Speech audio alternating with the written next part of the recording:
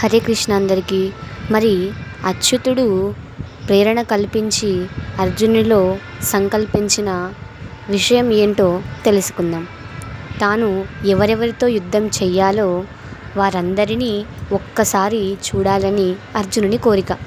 అందువల్ల ఎంత దూరంలో రథం నిలిపితే చక్కగా చూడగలనో అంత దూరంలో 2 సేనల మధ్య రథం నిలుపు అని అంటున్నాడు అర్జునుడు.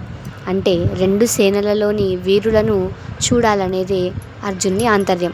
ఇదే ఆ అచ్యుతుని ప్రేరణ, అర్జునుడి సంకల్పం. ఏదైనా ఒక పనిని ప్రారంభించేటప్పుడు దాని మంచి చెడు గురించి బాగా ఆలోచించి ప్రారంభించాలనేదే బుద్ధిమంతుల లక్షణం.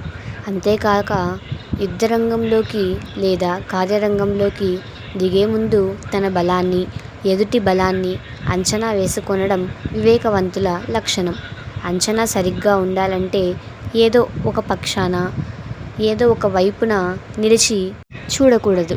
అందుకే దైవీ ప్రకృతి గల అర్జునుడు 2 సేనల మధ్య నిలబడి, అంటే నిష్పక్షపాత బుద్ధితో పరిశీలన చెయ్యాలి అని 2 సేనల మధ్య రథాన్ని నిలబెట్టు అని అచ్యుతుడికి చెప్తున్నాడు. ఇలా 2 సేనల మధ్య నిలిచి పరిశీలన చేయాలంటే గొప్ప ధైర్యం కావాలి.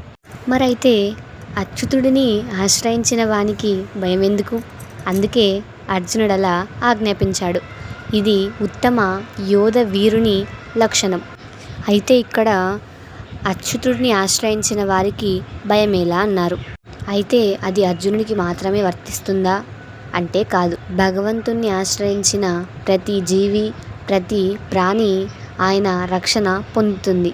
ఆయన ఉండగా భయమే అవసరం లేదు అని చాటి చెప్పడానికే ఇలా అర్జునుని అడ్డుగా చేసి చెప్తున్నాడు. నెక్స్ట్ వీడియోలో కలుద్దాం. Until then Radhakrishna.